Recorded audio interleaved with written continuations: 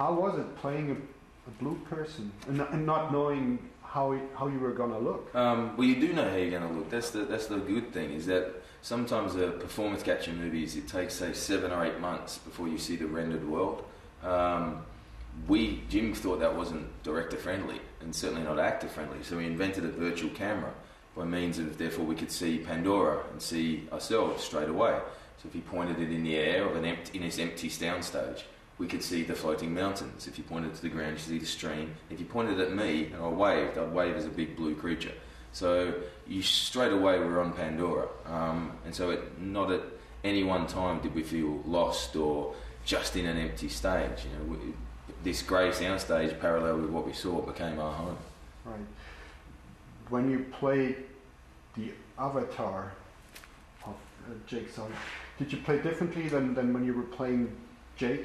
Emotionally, he's differently. I find that Jake blossoms a bit like how we see the planet, and Pandora is opened up to us. Jake Sully is opened up to us. When he first arrives in his human form, he's very. I wanted him to be very kind of shut off. That the mechanisms were working, but you weren't too sure what was going on in there.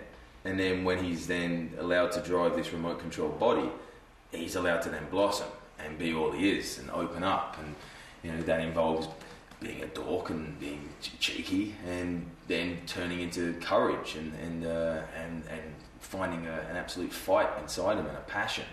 And then when he's in the human form, he's on a different downward slide, because it's all the negative connotations of what happens when you blossom up a part of you. So that was the big difference, the emotional difference. Do you think that you yourself had like a similar trajectory during the making of the film, that it just like opened you up for? Yeah, absolutely, man. You don't make a Jim Cameron movie, you live it. I lived this for 14 months, and not only every day, 18 hours a day, you're going in and you're playing 2 different kind of movies, essentially 2 different journeys of the same character. But Sam's life was changing. You're having romance bust-ups, and you don't see your friends as often, and the touchstones that make up your life suddenly dissolve really and disappear into the background because you start living on Pandora. It's quite a tough thing to go through, but you're going to pull out the other side, because essentially it's just a film. Yeah. How was it returning back to Earth after? I didn't want to go back, man, to be honest. That's why I threw myself straight into Terminator. I thought, well, let's go to another world. I think that's the thing. I think sometimes I have an extraordinary job where I get to travel to these amazing places. I try to live an ordinary life, but coming back down to Earth is sometimes a bit difficult. Huh. Yeah. So you still live in Australia? Yeah. If I have time off, I go back to Australia, but I haven't had much time off. Yeah. All right. Tell me, how was it when you first met Jim Cameron? How was he? What did you expect? Didn't really expect much. I heard horror stories about him, but when I met him, he is this big, tall, grey wizard, and he kind of went. I kind of said to him, "Look, mate, I'm Australian, but here's my work ethic, and I'm ready to dive in when needs be." And he said, "How good's your imagination?" And it was as simple as that. And then we went down, and he showed me how we were going to do this thing, and I couldn't wait to be a part of it. Of course, it's Jim Cameron. Right. I read that during preparation you spent time with Jim's brother. Yeah. Jim's brother is a former Marine. I thought that was a smart thing to do, just to go and hang out with him and his other former Marines. And they're very closed off. It took a long kind of a couple of days for them just to even open up and start talking to me normally. And that gave me a good grounding. And then for Jake, and then out of that I kind of went, well, how do I get another way in? How does a 10-year-old kid get into that? And I thought, well, I'll base it on my nephew, Ridley.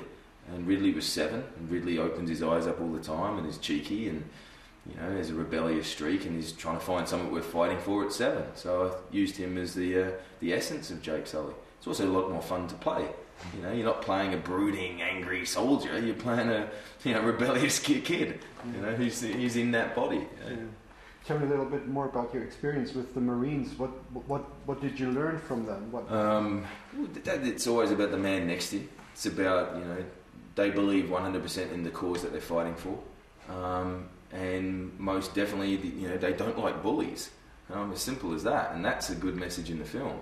You know, Jake initially thinks the Na'vis are the bullies because they're bigger than the others, and you know he sees the indigenous arrows in all the diggers, and you know he believes that they're the enemy.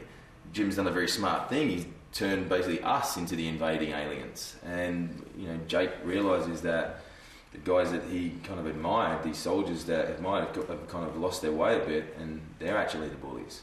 Yeah. Mm-hmm. Is Jim close to his brother? Yeah, I think he's very close to his brother. Jim's also very close to, you know, this isn't an anti-military movie. Jim is very, you know, he's very proud of the American military and what his brothers have done. I think Jim himself doesn't like people being picked on.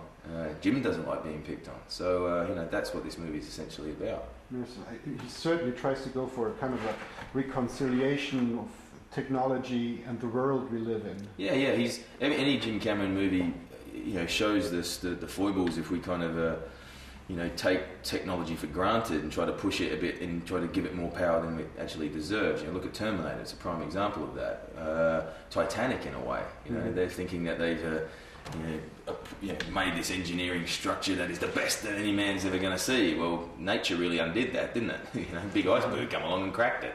And that's the same as this: is that all the gunpowder and firepower in the world isn't going to, you know, you're going up against bows and arrows, and that's still not going to win if you've got some more spirit and more heart.